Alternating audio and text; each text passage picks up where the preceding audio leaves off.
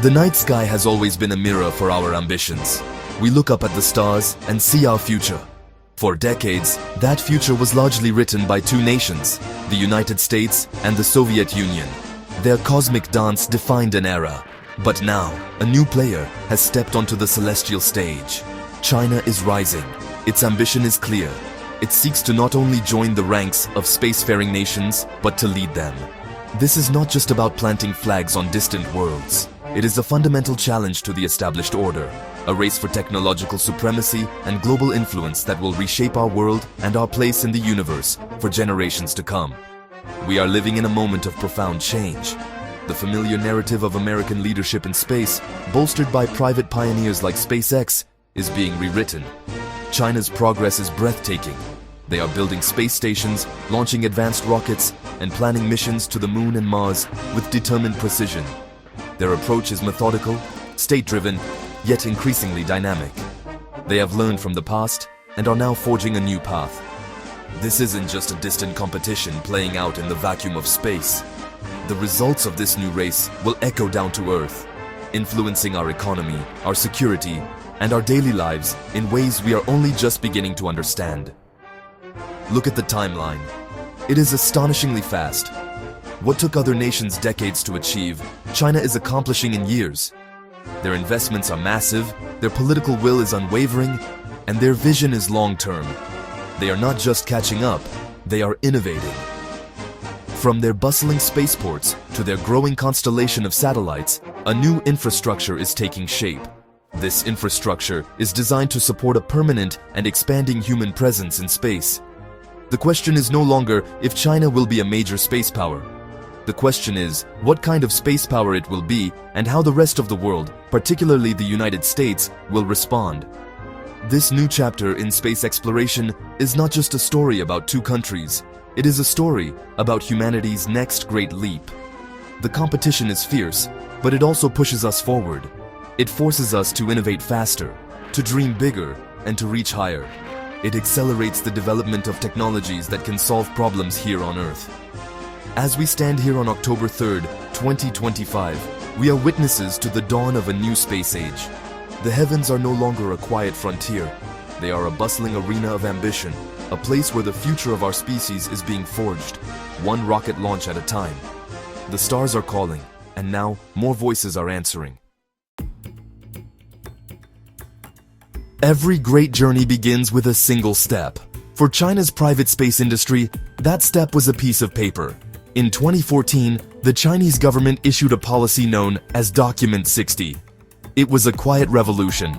This document opened the doors of the state-controlled space sector to private companies. It was a signal that a new era had begun. Suddenly, private entrepreneurs were encouraged to enter the race. They were given access to government technology and facilities. This single policy decision unleashed a torrent of investment and innovation that has fundamentally altered the landscape of the global space industry, turning a state-run program into a dynamic, hybrid ecosystem.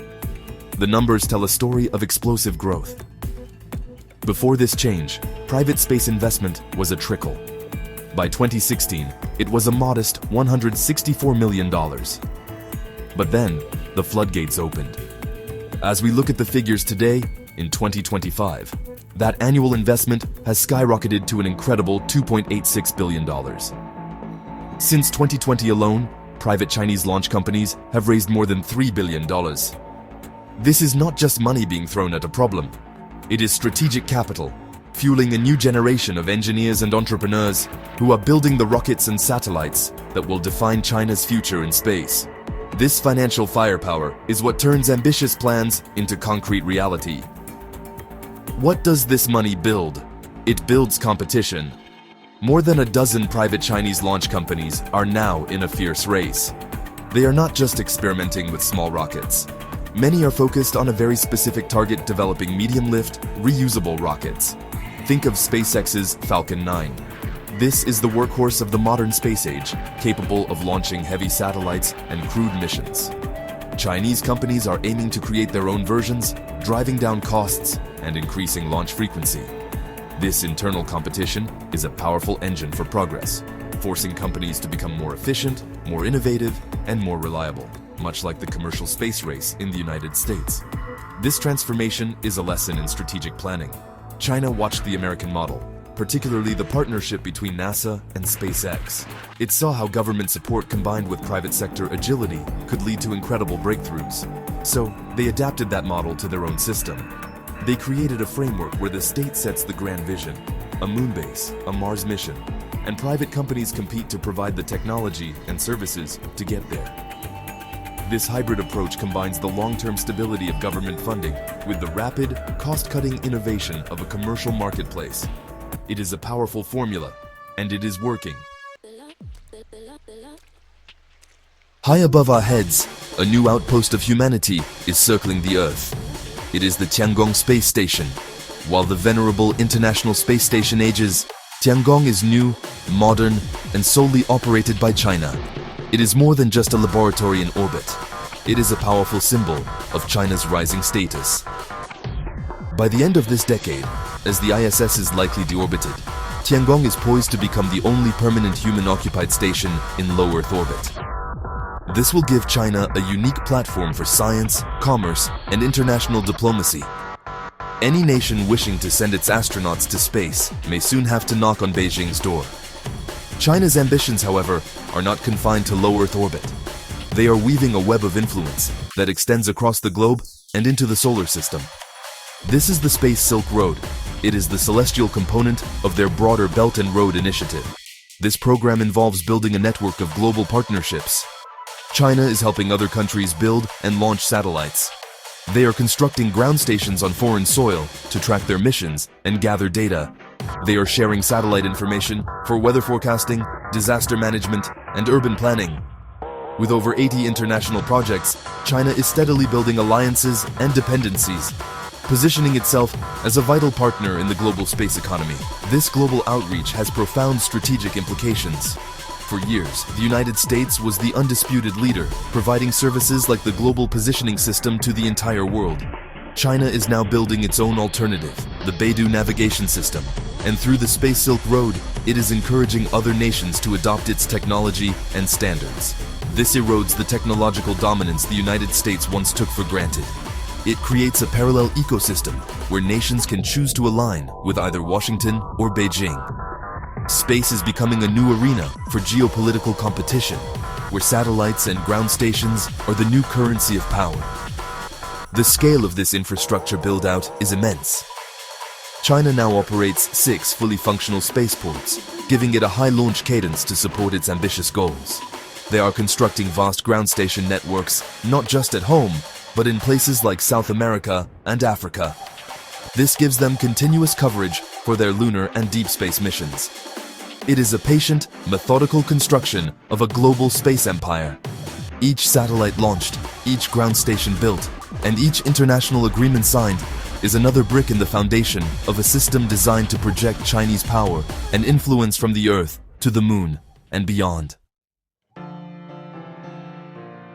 In the story of the new space age, one rocket stands tall: the Falcon 9. Developed by SpaceX, this reusable launch vehicle revolutionized the industry. It dramatically lowered the cost of access to space and enabled a launch cadence that was previously unimaginable.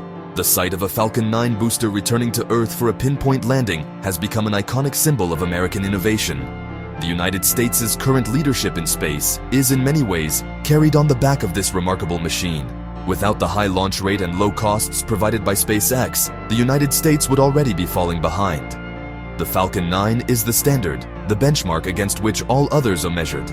But across the Pacific, a new fleet of Dragons is learning to fly. Chinese companies, fueled by the investment boom we've discussed, are working tirelessly to develop their own reusable rockets. They are not simply copying the Falcon 9, they are learning from it and in some cases, trying to leapfrog it. Companies like Landspace are pioneering methane-fueled engines, a technology SpaceX is also developing for its next-generation Starship. While they have faced setbacks, like the recent failure of a Zhuke 2E rocket, they have also had historic successes, becoming the first private company to reach orbit with a methane-fueled rocket. This shows a willingness to take risks and push the boundaries of technology. The competition is not just about technology, it's about philosophy. SpaceX's development was characterized by a fail-fast, learn-fast approach, with spectacular explosions viewed as part of the learning process. The Chinese approach is a blend of this Silicon Valley mindset with the cautious, methodical planning of a state-run program. They are trying to achieve the speed of a startup with the resources of a superpower. Their goal is clear: to match and eventually surpass the launch capabilities of the United States. They aim to have their own fleet of reliable, reusable rockets to build out their satellite constellations and support their lunar ambitions. This rocket race is the heart of the broader space competition. Everything else, satellites, space stations, moon bases, depends on having reliable and affordable access to orbit. The United States currently has an edge thanks to the private sector, but that edge is not guaranteed. As Chinese companies mature and their rockets become more reliable, the cost and capability gap will narrow. The Long March 10A, a partially reusable rocket planned for its debut in 2026, is a direct state-backed answer to the Falcon 9. The race is on, and the outcome will determine who can build their vision for the future in space faster and more effectively. The Moon, our silent celestial neighbor, is once again the prize in a great power competition. This time, the race is between the United States' Artemis program and China's Chang'e lunar exploration program. The goal is the same: to land humans on the lunar surface before the decade is out. For the United States, it is about returning to a place of historic triumph and reasserting its leadership. For China, it is about achieving a monumental first and proving it has arrived as a technological equal. The symbolism is immense. The nation that plants its flag on the moon next will send a powerful message to the entire world about its capabilities and its vision for the future. The American approach, through the Artemis program, is ambitious and complex. It relies heavily on new, unproven technologies, most notably SpaceX's massive Starship, which will serve as the human landing system. While Starship promises revolutionary capabilities, its development has been challenging. A key hurdle is the need for in-orbit refueling, a maneuver that has never been performed on this scale. These technical challenges, combined with funding uncertainties and contractor delays, have pushed the target landing date to 2027, and many experts, including former NASA Administrator Jim Bridenstine, are skeptical that even this timeline can be met. The United States is making a big bet on a technological leap. China's lunar program, in contrast, appears to be proceeding with remarkable efficiency and discipline. They are meeting their milestones with clockwork precision. In the past few months of 2025 alone, we have seen them achieve major steps forward. Their Mengzhou crew spacecraft passed a critical flight test in June. In August, they successfully tested their Lanyu lunar lander and completed a static fire test of the powerful Long March 10 rocket designed to carry their crews to the moon. They are not trying to invent a revolutionary new system from scratch. Instead, they are building upon proven technologies in an incremental, methodical way, which reduces risk and keeps them on schedule for a landing before 2030. This tale of two lunar programs highlights a fundamental difference in strategy. The United States is aiming for a game-changing breakthrough with the Artemis architecture, but this high-reward strategy comes with high risk and a greater chance of delays. China is pursuing a more conservative, lower-risk path that prioritizes staying on schedule. As it stands today, many observers believe China has a very real chance of landing its taikonauts on the moon before American astronauts return. This outcome would be a stunning geopolitical event, cementing China's status as a premier space power and fundamentally challenging the narrative of American preeminence in space exploration. The secret to success in the modern space race isn't just about building bigger rockets. It's about building a smarter ecosystem. The United States stumbled upon a winning formula: create an environment where government, private industry, and top universities can collaborate. This partnership, centered around places like NASA's Kennedy Space Center in Florida and hubs in California, fueled the rise of companies like SpaceX. It created a virtuous cycle where government contracts de-risk private innovation, and private innovation drives down costs for the government. This model has been the engine of America's recent space renaissance, fostering agility and rapid progress. China has been watching and learning. They are now actively replicating this successful model by establishing their own regional innovation hubs. Cities like Shanghai, Beijing, and Chengdu are being transformed into epicenters of space technology development. In these hubs, state-owned enterprises, ambitious private startups, and leading academic institutions are brought together. They share resources, talent, and ideas. This structure is designed to break down bureaucratic silos and accelerate the pace of innovation. It is an explicit effort to create the same kind of dynamic, collaborative environment that gave birth to the commercial space revolution in the United States. These hubs are more than just office parks. They are crucibles of creativity. They attract the brightest minds from across the country, providing them with the funding and freedom to experiment with cutting-edge technologies. They are focusing on everything from advanced propulsion systems and next-generation satellites to software for mission control and data analysis. By concentrating talent and resources in specific geographic areas, China is creating a powerful network effect. Success breeds more success, as companies and researchers are drawn to these vibrant centers of activity, further accelerating the cycle of innovation and discovery. This deliberate cultivation of an innovation ecosystem is one of the most significant aspects of China's space strategy. It shows they understand that long-term leadership in space requires more than just government decrees and massive budgets. It requires a culture of entrepreneurship and a constant flow of new ideas. By fostering these hubs, China is planting the seeds for a sustainable, self-perpetuating space industry that can not only compete with, but potentially out-innovate its rivals. The battle for the future of space may be won or lost, not just on the launch pads, but in the laboratories and workshops of these burgeoning innovation centers. The new space race is about more than just national pride and scientific discovery. It is a contest for influence, power, and economic advantage in the 21st century. The nation that leads in space will have a powerful say in setting the rules and standards for this new domain. They will control the critical infrastructure that underpins our modern world. Think about it. The satellites orbiting above us are not just for looking at distant galaxies. They enable the GPS in our cars, the credit card transactions at the store, the global communications that connect us, and the weather forecasts that protect us. Space is inextricably woven into the fabric of our daily lives. This competition has a significant military dimension. US military officials have expressed growing alarm over China's development of what they call a kill web. This is a sophisticated network of reconnaissance, surveillance, and communication satellites designed to provide the Chinese military with real-time targeting data for missiles, ships, and aircraft anywhere on the planet. This system could potentially neutralize the advantages the US military has long enjoyed. Space is no longer a peaceful sanctuary. It is increasingly seen as a critical warfighting domain, where the ability to protect one's own satellites and disrupt an adversary's is paramount to national security. Beyond the military implications, leadership in space translates into immense economic and technological benefits on Earth. The technologies developed for space exploration, from advanced materials and robotics to artificial intelligence and life support systems, often find their way into commercial products. This spin-off effect drives economic growth and creates high-tech jobs. The nation that pioneers these technologies gains a significant competitive edge in the global marketplace.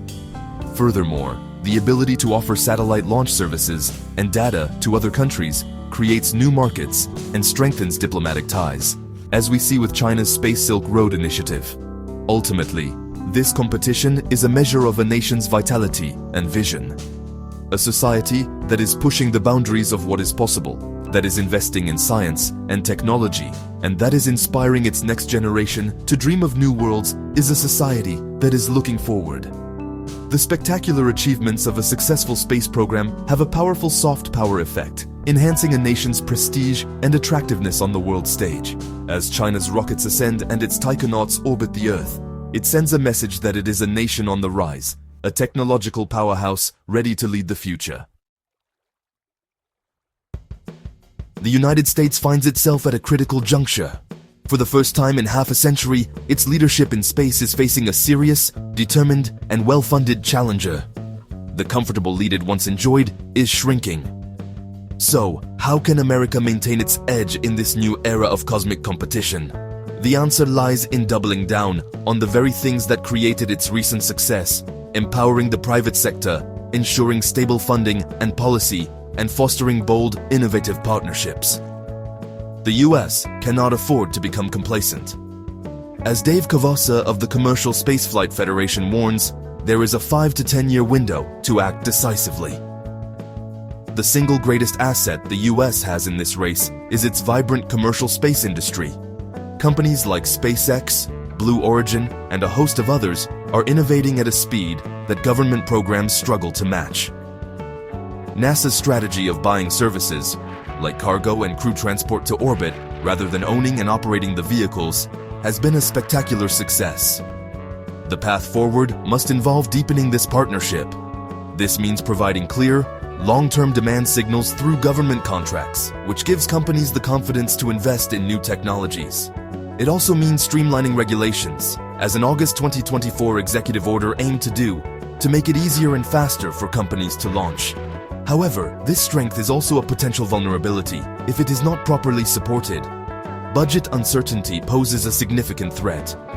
Proposed cuts to programs that purchase commercial satellite data, for example, could undermine the very companies that give the US its advantage. A smooth transition from the aging International Space Station to a new generation of commercial space stations is also vital. If there is a gap in American presence in low Earth orbit, it will cede leadership to China and its Tiangong station. Consistent, bipartisan support and funding for these key strategic priorities are not just desirable. They are essential for national security and economic leadership. Finally, the US must be agile and willing to embrace multiple paths to success. While the Artemis program's reliance on SpaceX's Starship is a bold bet, it is also a high-risk one. It is wise to have alternatives. Blue Origin's Mark 1 cargo lander, set for a Pathfinder mission in early 2026, represents a more conventional and potentially faster route to the lunar surface. A human-rated version of this lander would not require the complex in-orbit refueling of Starship. By funding multiple commercial partners for lunar landing services, NASA can create competition, drive down costs, and provide redundancy, ensuring that a setback for one company does not derail the entire national effort to return to the moon. As we gaze out into the cosmos, humanity stands at a fork in the road. Down one path lies a future defined by rivalry. In this scenario, space becomes an arena for zero-sum competition between the United States and China. The Moon and Mars become strategic assets to be claimed, not worlds to be explored together. Each nation builds its own separate infrastructure, its own rules, and its own alliances, creating a fractured and potentially dangerous environment. This path is paved with suspicion and the risk of conflict, extending earthly tensions into the celestial realm. It could lead to a militarized space where orbital debris and the threat of satellite warfare endanger the very systems we all depend on. The other path leads toward a future of collaboration. In this vision, space is treated as a global commons, a frontier for all humanity. Nations work together to tackle the immense challenges of deep space exploration, pooling their resources, knowledge, and talent. Imagine an international lunar base, built and operated by a consortium of nations, including the United States, China, Europe, and others. Imagine joint missions to Mars, where the costs and the triumphs are shared by all. This path fosters trust, reduces duplication of effort, and accelerates our progress as a species. It would affirm that in the face of the vastness of the universe, our common humanity is more important than our national differences. The current reality, of course, is somewhere in between. The competition is undeniable and is driving incredible innovation on both sides. This rivalry can be a powerful motivator, pushing both nations to achieve things they might not attempt on their own. The pressure to succeed in the lunar race is accelerating rocket development and forcing new thinking about mission architecture. A little healthy competition can be good, pushing humanity forward faster. However, US law, specifically the Wolf Amendment, currently places significant restrictions on bilateral cooperation between NASA and Chinese state-owned entities, pushing the two nations further down the path of rivalry. Ultimately, the choice we make will have consequences that last for centuries. Will the story of our expansion into the solar system be one of conflict or one of cooperation? Can we find a way to manage the fierce competition while leaving the door open for collaboration on projects that benefit all humankind, such as planetary defense against asteroids or the search for extraterrestrial life? The new space race does not have to be a repeat of the Cold War. It could be something new, a competitive collaboration where rivalry in some areas coexists with partnership in others. The universe is vast enough for the ambitions of more than one nation. The great challenge of our time is to explore it wisely, together.